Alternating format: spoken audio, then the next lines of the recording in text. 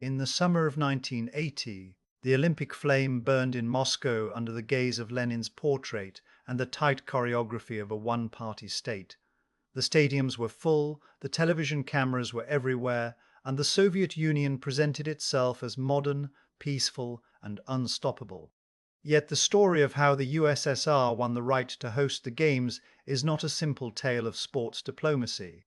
It is a story about legitimacy and image, about Cold War strategy and institutional maneuvering, about the long Soviet campaign to be treated not as a revolutionary outsider, but as a permanent equal pillar of the international order.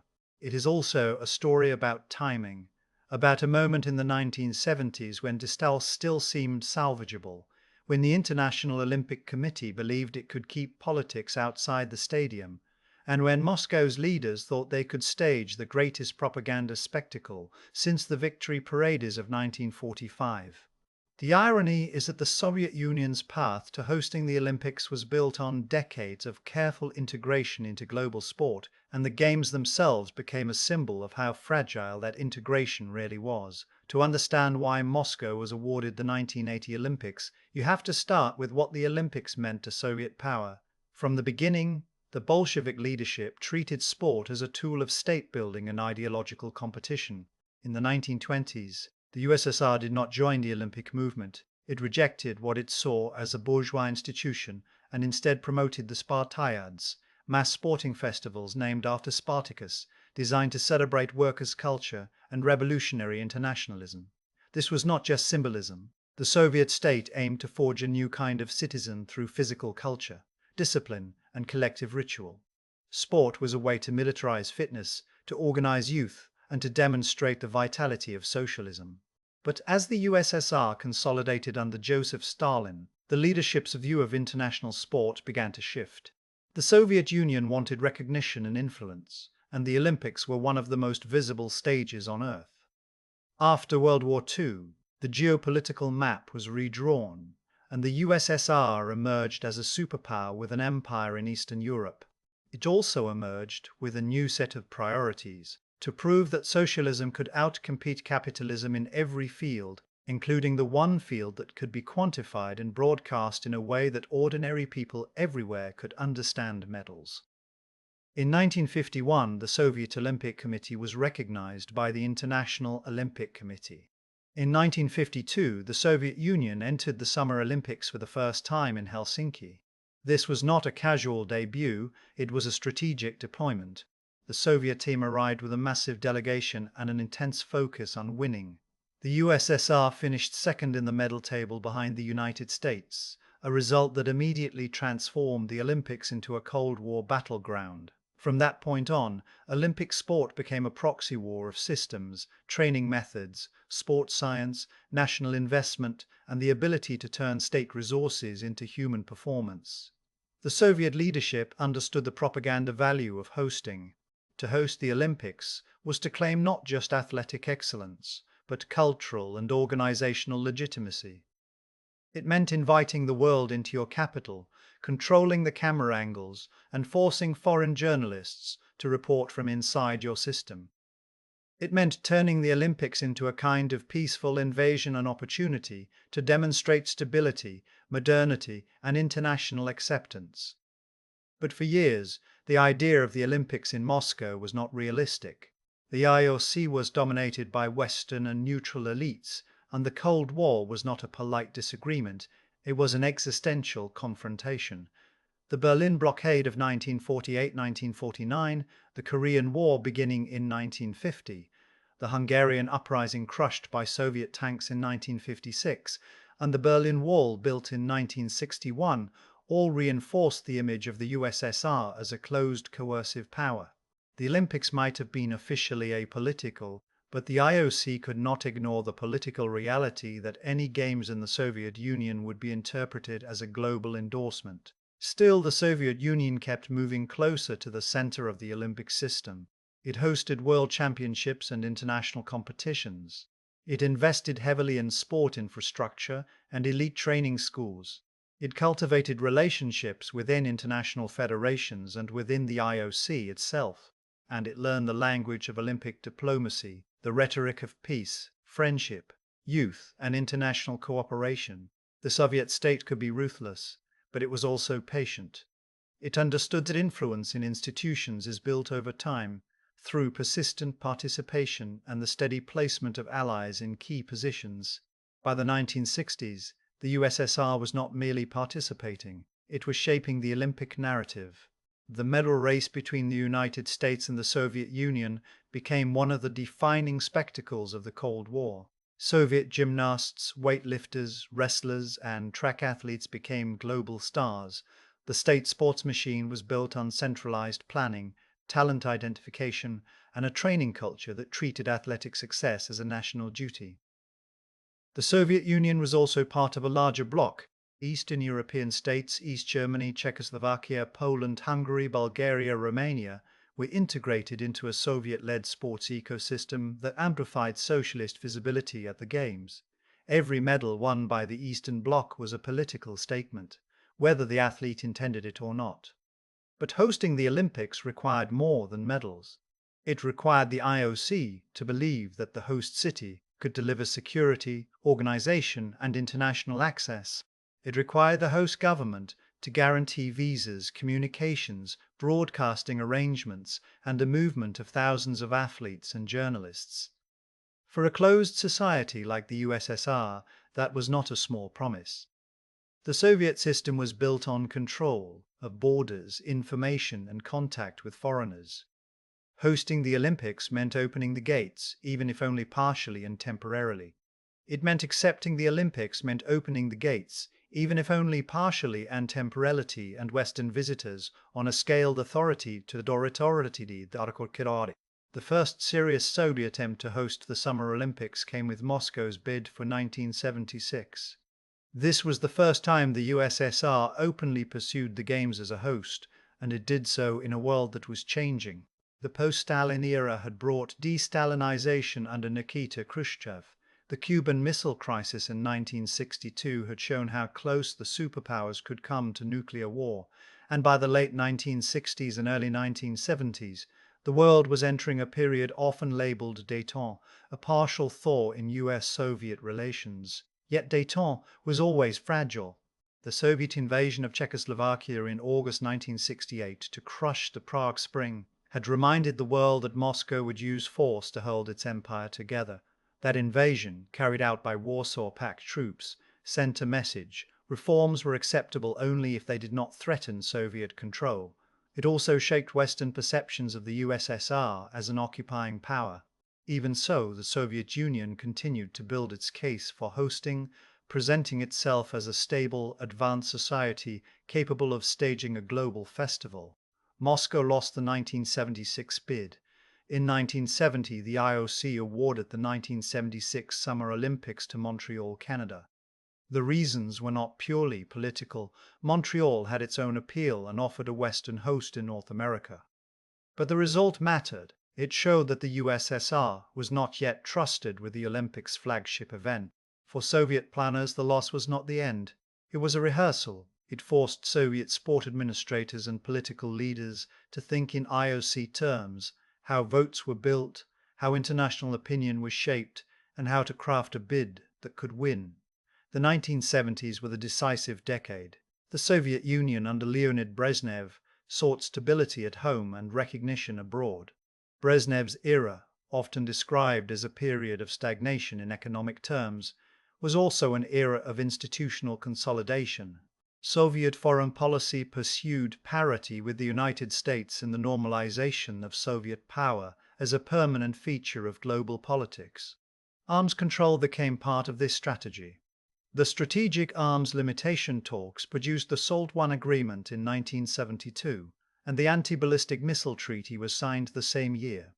In 1905, the Helsinki Final Act was signed as part of the Conference on Security and Cooperation in Europe, bringing together the USSR, the United States, Canada, and most European states. Helsinki was especially important because it gave the Soviet leadership what it wanted most: recognition of the post-war borders in Europe, including the Soviet sphere of influence. In return, The USSR accepted language on human rights and fundamental freedoms, language that dissidents inside the Soviet Union would later use against the state. But in the mid-1970s, Helsinki looked like the diplomatic confirmation of Soviet legitimacy. This is the atmosphere in which Moscow's bid for the 1980 Summer Olympics took shape. The IOC vote that mattered happened on 23 October 1974 at the IOC session in Vienna, Austria. Moscow competed primarily against Los Angeles for the 1980 Games, with other bids not reaching the final vote in the same way. In that Vienna session, Moscow won. The final vote was 39 for Moscow and 20 for Los Angeles, with abstentions. The numbers are important because they show something that is easy to miss if you focus only on superpower rivalry. The IOC was not simply a Western club anymore. The decolonization wave of the 1950s and 1960s had created many new states, and many of those states had joined international sports federations and the Olympic movement. Their votes mattered. The USSR had spent years cultivating relationships in Asia, Africa, and the Middle East through aid, military alignment. In the Olympic context, those relationships translated into influence. Moscow could position itself as a champion of anti-colonialism and development, and it could offer practical support to national sports programs. In the world of IOC politics, where personal relationships, national prestige, and promises of solidarity all played roles, the Soviet Union was not powerless. It had become an institutional force. The Vienna vote did not mean the IOC had embraced Soviet ideology. It meant the IOC believed Moscow could stage the Games and that awarding the Olympics to the USSR fit the organization's own self-image as universal and global. There was also a strategic logic within the Olympic movement. If the Olympics were to claim neutrality and universality, they had to go behind the Iron Curtain at least once. The Winter Olympics had already been hosted in socialist states. The 1964 Winter Games were in Innsbruck, but the Eastern Bloc had hosted major events, and the Olympic movement had been expanding. Awarding Moscow the Summer Olympics was a statement that the Olympics belonged to the entire world, not just the West. This was the IOC's gamble, that sport could transcend politics through ritual and shared rules. It was a gamble made in the mid-1970s, when Dayton made such optimism plausible. For the Soviet Union, the decision was a triumph. It was also a massive logistical and political challenge. The Soviet leadership did not treat the Olympics as a mere sporting event. It treated them as a state project, a showcase of socialism's competence. The planning involved the highest levels of government, the Communist Party apparatus, and security services. The KGB, under Yuri Andropov for much of the 1970s, was deeply involved in managing the risks, dissident activity, foreign intelligence operations, potential terrorism, and the uncontrolled contact between Soviet citizens and foreigners. The Olympics would bring tens of thousands of visitors and aficionados. The Olympics would bring tens of thousands of visitors and unprecedented media scrutiny. The Soviet system could tolerate many things, but it could not tolerate losing control of the narrative. The Soviet state began transforming Moscow. New Venod, the Luzhniki Stadium, originally built in the 1950s, became a central stage with upgrades and new facilities. The Olympic Village was constructed to house athletes. Transportation infrastructure was improved. Hotels were built or modernized to handle foreign delegations and journalists. The USSR also invested in broadcasting technology, understanding that the Olympics were not only a live event, but a global television product. The Soviet leadership wanted images of a clean, efficient, modern capital to beam into living rooms around the world. The Moscow Olympics were also designed to be symbolically Soviet, while still speaking the universal language of Olympic spectacle. The mascot Misha the bear was a carefully crafted piece of soft, power-friendly, approachable, and marketable. The ceremonies were meticulously planned. The Soviet Union had long experience with mass choreography, May Day parades, October Revolution anniversaries, stadium displays. The Olympics allowed the USSR to deploy that experience on the world's most prestigious sporting stage. It was not simply about impressing foreigners. It was also about mobilizing Soviet citizens, reinforcing pride, and presenting the party as the organizer of national achievement. But behind the spectacle was a constant tension. The Olympics demanded openness, and the Soviet system demanded control. In the years leading up to 1980, the USSR was still a state that monitored its citizens, restricted travel, censored media, and punished dissent. The Helsinki Final Act had emboldened human rights activists, and groups like the Moscow-Helsinki Group, founded in 1976, documented Soviet violations of the human rights provisions. The state responded with surveillance, arrests, internal exile, and pressure tactics. These were not side issues, they were part of the environment in which the Olympics were being prepared, and they shaped how Western governments and publics viewed the idea of celebrating in Moscow. Internationally, the late 1970s were also a period of escalating viltate. In 1979, the Iranian Revolution overthrew the Shah, a major US ally, and later that year the Iran hostage crisis began when American diplomats were seized in Tehran. In the same period, the Soviet Union faced its own strategic anxieties, concerns about China after the Sino-Soviet split, fears of NATO modernization, and a desire to maintain influence in the developing world. The Soviet leadership saw itself as surrounded by threats and opportunities, and it increasingly relied on force and coercion to maintain its position. Then came the decision that would define the Moscow Olympics more than any stadium or ceremony. On 24th of December 1979, the Soviet Union invaded Afghanistan. Soviet forces entered the country to support the communist government in Kabul, which had come to power after the Saur Revolution in April 1978. Afghanistan had descended into instability, rebellion, and factional struggle, and the Soviet leadership feared losing a neighboring state to chaos or to a hostile alignment. The USSR installed Babrak Karmal after the killing of Hafizullah Amin, and it deployed what it believed would be a stabilizing intervention. In reality, it became a grinding, decade-long war. The Soviet invasion shattered what remained of détente and transformed the political meaning of the 1980 Olympics overnight. The United States, under President Jimmy Carter, responded with a series of measures. In January 1980, Carter announced what became known as the Carter Doctrine, declaring that attempts to gain control of the Persian Gulf region would be regarded as an assault on U.S. vital interests. The U.S. also imposed grain embargoes and pushed for other sanctions. But the most visible response, the one that would strike directly at the Soviet Union's planned showcase, was the call to boycott the Moscow Olympics. The boycott was not inevitable, and it was not universally supported. The Olympics had survived political crises before. The 1956 Melbourne Games were marked by boycotts related to the Suez Crisis and the Soviet suppression of Hungary. The 1972 Munich Olympics were scarred by the massacre of Israeli athletes by Palestinian terrorists. The 1976 Montreal Games saw an African boycott over New Zealand's sporting contact with apartheid South Africa. The Olympics were always political, no matter what the IOC claimed. But the scale of a US-led boycott against a superpower host was something new. Carter's administration pushed hard, framing participation as complicity in Soviet aggression. The US Olympic Committee initially resisted, citing the autonomy of sport, but under intense political pressure and after a vote, the United States did not send a team. More than 60 countries ultimately did not participate in the Moscow Games in some form, though the exact number varies depending on how one counts partial participation and symbolic presence. Major absences included the United States, West Germany, Japan, and Canada. Some countries attended but did not compete under their national flags. Athletes from several nations competed under the Olympic flag.